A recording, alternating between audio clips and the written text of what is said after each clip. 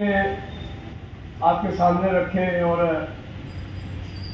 उन्होंने तमाम समस्याओं का जिक्र किया। रनिंग रूम में से एक, लेकिन उन्होंने चेन्नई में रनिंग रूम को सबसे ज़्यादा प्रायोरिटी देने का काम किया। जब भी मैं जाता हूँ वहाँ के लोग बड़ी तारीफ। तो मैं भी उनसे बैठ के बात कर रहा था कि सर आपने चेन्नई में कराया, तो अब तो आप ऐसी पोजीशन में हो कि आप चेन्नई मॉडल को पूरे देश में लागू करा सकते हुए प्रधानमंत्री गुजरात मॉडल के बेसिस पे कन्याकुमारी से कश्मीर तक जा रहा है। मैं पॉलिटिकल बात नहीं कर रहा हूँ, आधिकारिक तौर पे तो आप ऐसा कर सकते हो। हमें ये मालूम है कि हमारे, और मैं ये मान नहीं सकता कि ये बात अधिकारियों को नहीं मालूम। कोई भी रनिंग रूम ऐसा नहीं है जहां पर के हमारे जो साथी हैं उनको 2 घंटे से कम वेटिंग करनी पड़ती हो, कई जगह तो 4। बनारस और अयोध्या के बीच में शटल करने के कारण हमारे बीच में नहीं है, लेकिन उनकी शुभकामनाएं भी आपके साथ हैं।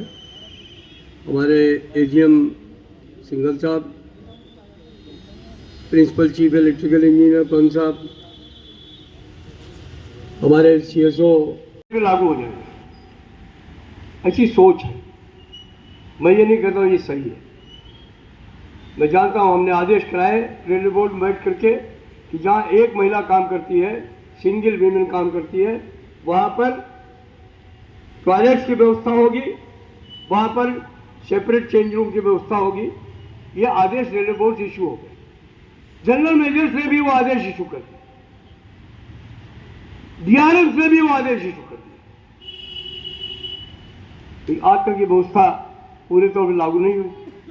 जब कभी कोई आकर के बोलता है कि हमारे यहाँ व्यवस्था नहीं है, तो यही कहा जाता है तो कोई एक आध जगह होगी।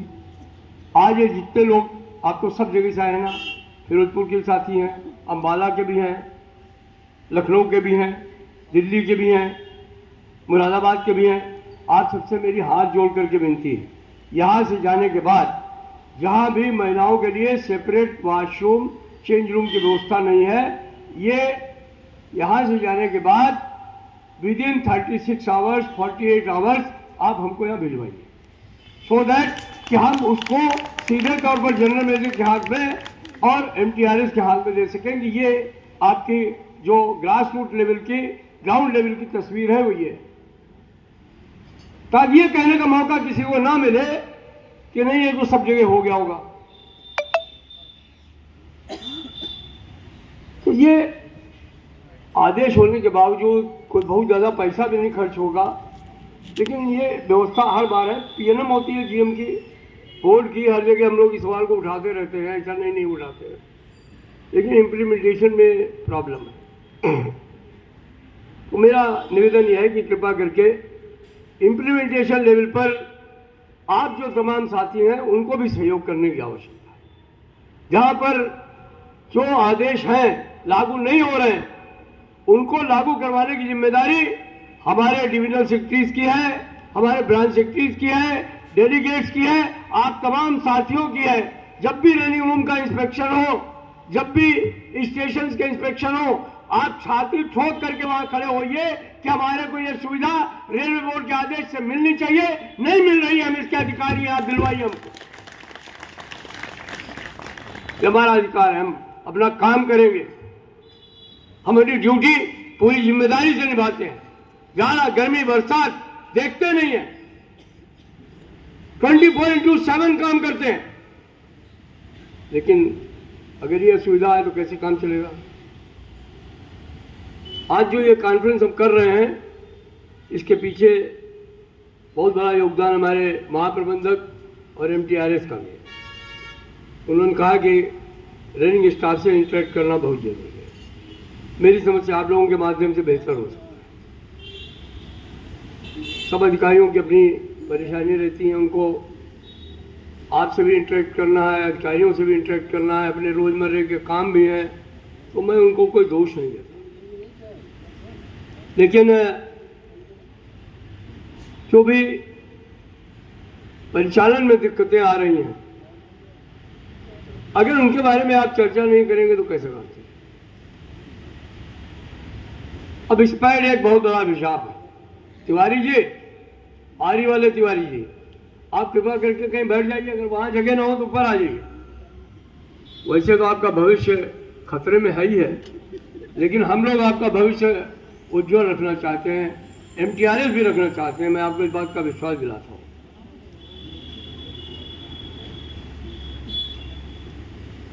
अभी परिस्थितियां हैं, स्पाइड एक बहुत बड़ी समस्या है। आज एक थोड़ा सा 1 मिनट का समय और लूंगा, 2 मिनट का। हमारी समस्या, आप उस कॉन्फ्रेंस में मौजूद थे जिसमें नीतीश कुमार, राम नायक और दिग्विजय सिंह तीनों मौजूद थे, अगर मैं याद करता हूँ, मेरी याददाश्त सही है तो आप वहाँ मौजूद थे, पूरा बोर्ड मौजूद था। एक शफाकुल्ला साहब जो दानापुर मंडल के जो लोको पायलट थे, उनको स्पेशली बुलाया गया था कि 59 साल और 11 महीने आपने कोई भी स्पेड नहीं कराया। ये 1 महीना, बल्कि उनका शायद 19 दिन बच्चा था या 29 दिन बच्चा था, आपने ये इस समय स्पेड कैसे करा? उस बंदे ने जो वहाँ बात कही थी वो मैं आज यहाँ सुनाना चाहता हूँ अपने साथियों को, आपको भी बताना चाहता हूँ। उसने कहा कि जिस जमाने में मैं भर्ती हुआ था तो वो कोई कोल में वाय होते हैं कुछ, उस जमाने में, स्टीम के जमाने में इंजन क्लीनर या उसने कुछ बताया था कि हम कोल वॉश बॉय में भर्ती हुए थे कैजुअल में, और उसके बाद में फिर प्रमोट होते होते फायरमैन बन गए, फिर सेकंड फायरमैन बन गए, फिर जो है वो पायलट हो गए, लोको पायलट हो गए, और उसके बाद में मिल के ड्राइवर बन गए। वो उस समय वहाँ डीजल चला रहा था, इलेक्ट्रिफिकेशन नहीं हुआ था। तो उसने कहा कि हमको जो मकान अलॉट हुआ था, हम बार बार एप्लीकेशन दिए, हमको एक जो कमरे का मकान था जिसको बढ़ा करके मैंने फिर एक कमरा ज़बरदस्ती बना लिया था, उसके अलावा मुझे मकान नहीं दिया। बहुत बार मैंने कोशिश की कि मेरे को मकान मिल जाए। जब भर्ती हुआ था तो छड़ा था, जब शादी हो गई तो अल्लाह मियाँ की कृपा हो गई, मेरे 5 बच्चे हो गए, जिनमें से 2 लड़के थे, 3 लड़कियां थी। लड़कियों की शादी हो गई, अपने घर चली गई। दोनों लड़के हुए, उनको कोई रोजगार नहीं मिला, तो वो भी मेरे साथ ही रहते थे, उनके भी बच्चे हो गए। तो अपने लिए हमने एक बाहर मड़ई डाल ली, मड़ई का मतलब छप्पर डाल लिया, एक अलग वो बना लिया। उसी में बगल में एक मुर्गी पालने के लिए एक दरबा भी बना लिया। कहने अभी बीवी के यहाँ उसकी बहन का जो शौहर था उसका इंतकाल हो गया, और 3 दिन पहले वो अपने ससुराल चली गई, मैके चली गई। तो आज जो है वो गाड़ी करने के लिए निकला तो वो दरबा मुर्गी का खुला रह गया, बंद करना भूल गया। मेरे दिमाग में तो यही कि जब वापस जाऊंगा तो कितनी बचेंगी, कितने को बिल्ली खा जाएगी, इसी में स्पेड हो गई। आपको हंसी आ रही है, लेकिन आप ये सोचिए कि क्या शफीकुल्ला इसके लिए जिम्मेदार है? इसके लिए व्यवस्था जिम्मेदार है, जिसने उसको बड़ा मकान नहीं दिया, जिसने उसको मजबूर किया कि इस तरीके की व्यवस्था करे।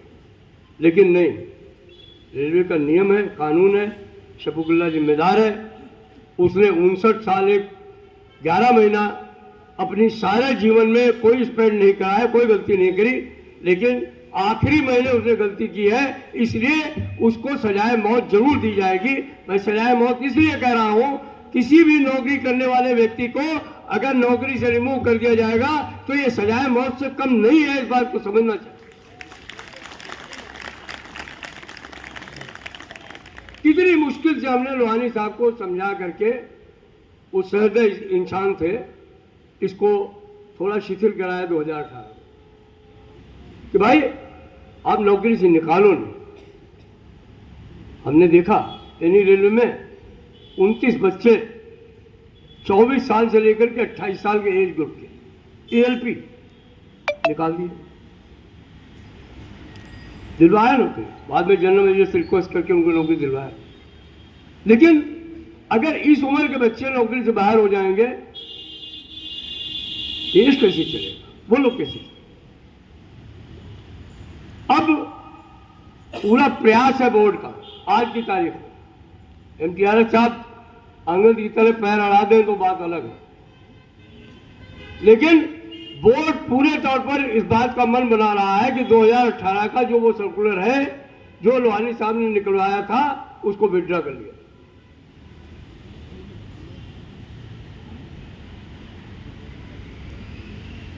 अगर इनकी गर्दनी काटनी है, तलवार चलानी है, तो फिर क्या फायदा?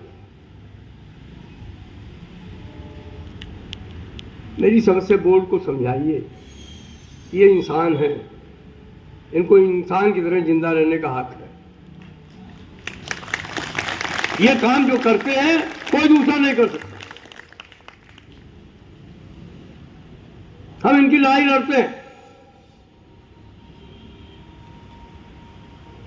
जब भी पे कमीशन आता है सबसे पहला सवाल यही उठता है कि इनका जो रनिंग अलाउंस है उसको खत्म कर दिया जाए। कई जगह तो लोग इतने अति उत्साह में आ जाते हैं कि वो फौरन बंद कर देते हैं अपने आप ही, कहते हैं कि रनिंग अलाउंस नहीं देंगे।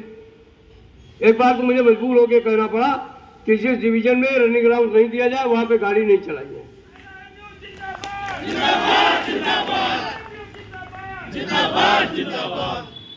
तो मजबूर होकर के फिर उसको चालू रखा उन्होंने।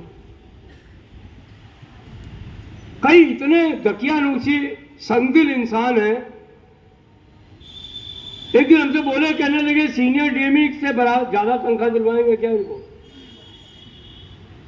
हमने कहा भाई गाड़ी इनसे चलवाओगे तो तनख्वाह ज्यादा पाएंगे ही।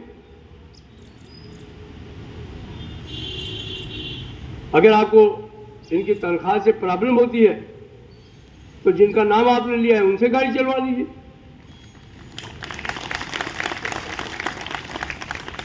अगर आपको ये तकलीफ है तो आप उन्हीं से ये गाड़ी चलाएं, क्या फर्क पड़ता है? लेकिन अगर गाड़ियां ही चलाएंगे तो फिर रनिंग अलाउंस लेके तनख्वाह ज्यादा लेंगे तो इसमें क्या फर्क पड़ता है? लोग हमारे पायलट हैं जो हवाई जहाज उड़ाते हैं वो एमडी से ज्यादा तनख्वाह पाते हैं, पाते ही नहीं पाते, तो इसमें क्या प्रॉब्लम है? तो ये कुछ संग दिल इंसान है, वो इस तरीके की बातें सोचते हैं। खैर उनके लिए हम काफी हैं, उनको हम जवाब देंगे।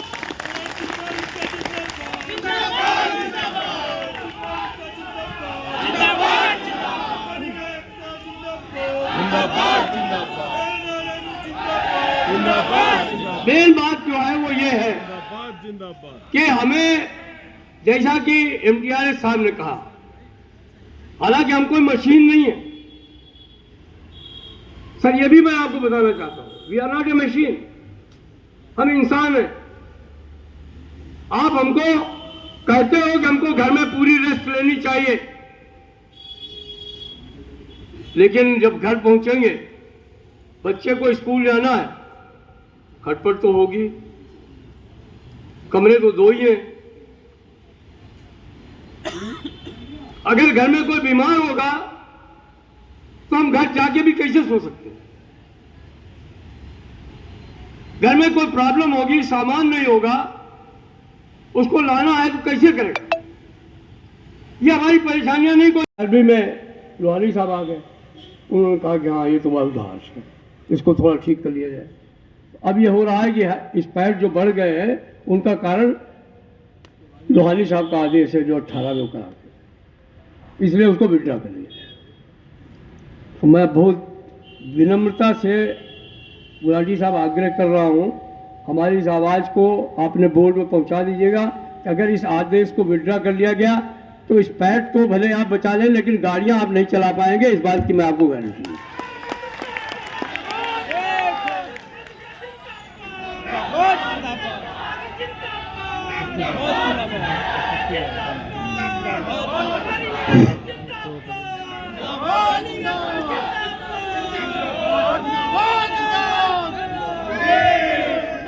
क्योंकि कोई भी आदमी, मैं लोगों स्टाफ के बारे में जानता हूं, कोई भी आदमी जानबूझकर स्पैट नहीं कराएगा। जितनी दुर्घटनाएं होती है आप एनालिसिस कर लीजिए, सबसे पहले जिसका इंतकाल होता है, जो शहीद होता है, वो हमारा लोको पायलट होता है, असिस्टेंट लोको पायलट होता है। ये सब लोग जानते हैं। फिर भी अगर दोष हमारा ये है, ठीक है, हमारे सर पे फूटना है तो अच्छी बात है। हम ये भी आपसे कहना चाहते हैं कि सेफ्टी कैंप जो कोरोना काल से पहले 7 दिन के लिए होते थे, आपने उनको 3 दिन का कर दिया।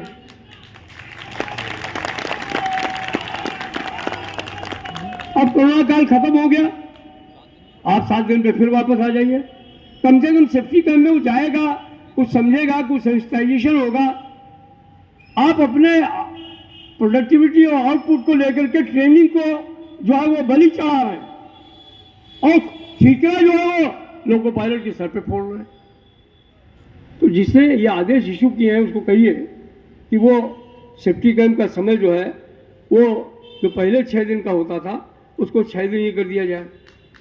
एक और लोगों को भी शिकायत है कि ये जो हमारे जो कहना चाहिए कि ये जो सिलेबस है इसको भी रिव्यू करने की आवश्यकता है। हमारे भारतीय रेल में इस कमी को मैंने महसूस किया है अपने इतने साल के जीवन काल में। मैं भी अप्रेंटिसशिप की ट्रेनिंग करके आया, मुझे भी BA थरेजा पढ़ाई गई, लेकिन वो BA थरेजा मेरी नौकरी में कभी मेरे काम नहीं है। आप ऐसा सिलेबस लाइए ना जो हमारे नौकरी में हमको काम दे। नहीं तो आप ट्रेनिंग का सिलेबस जब बनाते हैं, मेरी विनती आपसे कि आप उसको ये 4 डिप्टी ढूंढ करके या 4 SAG ग्रेड के अफसर या 4 HAG ग्रेड के अफसर ढूंढ करके जो कमेटी बना देते हैं, आप उसके बजाय उसमें किसी ग्रास रूट के कर्मचारी को भी रखिए कि उसको चाहिए क्या, हमें भोजन कुछ चाहिए, आप खिला कुछ नहीं। और दूसरी बात है ट्रेनर्स, आप बहुत कोशिश करते हैं मुझे मालूम, लेकिन आप ट्रेनर्स का भी रिव्यू करिए ना। जो आदमी तकलीफ देता है डिवीजन में, आप उसको कह देते हैं जाइए वहां ट्रेनिंग कराइए। तो जब ऐसी विघ्न संतोषी आत्माओं को आप ट्रेनिंग के लिए भेज देंगे तो बच्चों को क्या सिखाएं? जिसकी कोई जिजीविषा होगी, जिसके मन में कुछ लोगों को सिखाने का मादा होगा, उन लोगों का आप ट्रेनर बनाओगे तो अच्छे आचार्य होंगे, अच्छा जो है प्रोडक्ट भी निकलेगा। इसके बारे में कोई नहीं सोचता, सिर्फ ये सोचते हैं कि इसने गलती कर दी, इसको रिमूव कर दो, इनको फांसी लगा दो, ये सब बातें दिमाग में रहती हैं। आपने ट्रेनिंग की व्यवस्था अच्छी करें। आपने कहा कि हम बहुत अच्छी व्यवस्था कर रहे हैं, ट्रेनिंग स्कूलों का हाल ये है कि वहाँ पर दाल परोसी जाती है। तो हमको एक दिन कोई ले गया ट्रेनिंग स्कूल के दाल दिखाने के लिए, तो हमने कहा कि ढूंढो इसमें दाल कहाँ है। हर चीज ठेके पर। अभी रनिंग रूम्स का भी यही हाल हो गया है, खाने में सुधार नहीं होगा, वहां भी यही प्रॉब्लम आ रही है। रनिंग रूम कमेटियां होनी चाहिए डिवीजन पर, हर समय रेगुलर उनका इंस्पेक्शन होना चाहिए। पहले होता था, अब बंद हो गया। जोनल कमेटी होनी चाहिए, काम करनी चाहिए। मैं था जोनल कमेटी का मेंबर, रेगुलर इंस्पेक्शन कराता था, खुद जाता था। आज नहीं हो रहा। सेफ्टी कमेटीज की मीटिंग नहीं, जोनल रनिंग रूम कमेटीज की मीटिंग नहीं। अगर ये सब चीज़ें नहीं होंगी तो कैसी होगा? अभी प्रमोशन कोटे में सर जो है वो पूरे तौर पर जो है वो बंद है, प्रमोशन की भर्तियां नहीं हो रही। और उसका कारण मैं आपको कह चुका हूँ, चिट्ठी भी लिख चुका हूँ गुलाटी साहब आपको, क्या कि एक सर्कुलर वहीं पड़ा है, वो दे दीजिए सर को। इसमें पहले TRD के खलासी, मैकेनिकल के सारे खलासी, सारे जो है वो RSO के खलासी, सबको पहले परमिटेड था। यह आदेश निकलवा करके इसके साथ लगा हुआ है, इसके नीचे, उसको बंद कर दिया। अब उसका असर यह पड़ रहा है कि एक एक डिवीजन में 200, 250 वैकेंसी है। चूंकि आपने कर दिया सिर्फ जो लोको शेड मैकेनिकल के हैं, सिर्फ उन्हीं के लोग अपेयर हो सकते हैं। हो सकता है इलेक्ट्रिकल लोको शेड वाले भी हों उसमें, तो ऐसे नहीं हो पाएगा। जो अगर उनकी वैकेंसी को भरना है तो जो पहले स्कोप था कम से कम वो तो उनको दीजिए। और पता नहीं कौन विद्वान आदमी है जिसने उसको बंद करा दिया, एक रेलवे बोर्ड का ऑडियो इश्यू करके। तो हर समय वैकेंसी रहेंगी। उन वैकेंसी की वजह से लोगों को आप भी मजबूर हो जाते हैं, क्योंकि बिना क्यू के तो गाड़ी चल नहीं सकती। तो मेरा निवेदन यह है कि ये सभी विभागों के जो ग्रुप डी स्टाफ हैं, खासतौर पर इलेक्ट्रिकल और मैकेनिकल के, उनको उसमें रखा जाए। और जो आपने RB 196 2019 में जारी किया है, उसको जो है वो विड्रा करें, ये मैं आपसे प्रार्थना करना चाहता हूँ।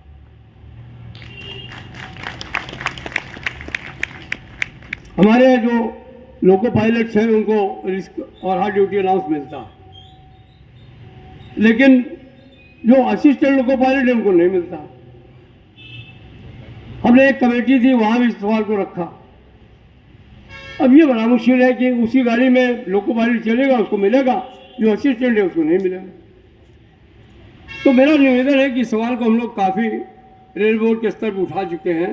अब आपसे ही मेरी विनती है कि आप भी कुछ इसमें हम लोगों की मदद करें, ताकि इनको जो है वो अलाउंस मिल सके जिस तरीके से लोको पायलट्स को मिलता है। ये मैं आपसे निवेदन करना चाहता हूँ।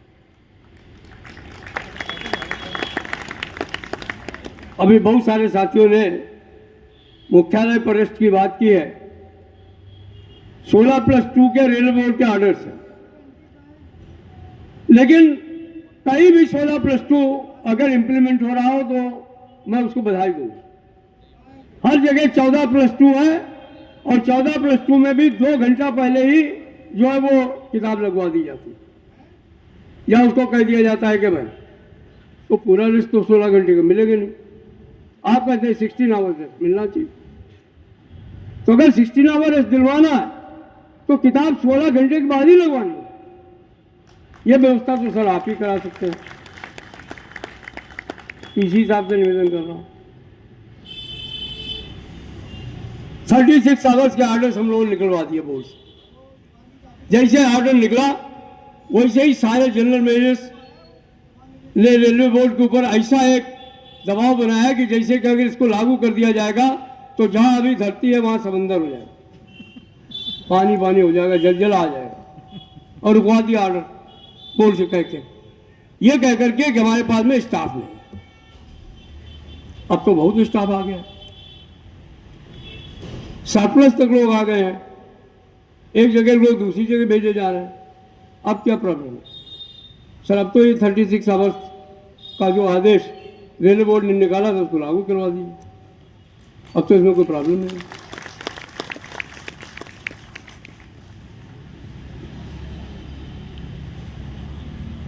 एसी की बात सभी ने करी है। आजकल तो ट्रक तक एसी हो गए हैं।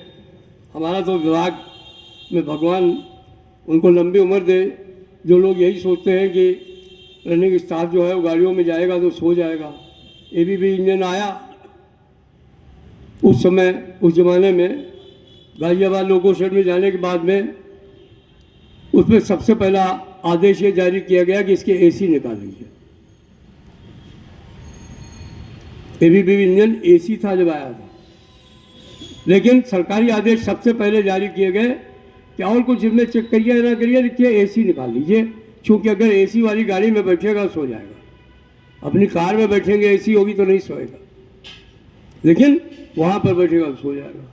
अब बहुत शोर मचाया तो ये हुआ कि AC कर देंगे। सर मैं आज की तारीख में दावे से साथ कह सकता हूँ, पूरे इंडियन रेलवे में 20% से ज़्यादा लोको जो हैं वो AC नहीं है। तो अगर आपके आदेश करने के बावजूद ये सुविधा कहीं पे 15% है, कहीं 16% है, कहीं 18% है, कहीं 20% है, तो क्या करें? हम अपने इन लोगों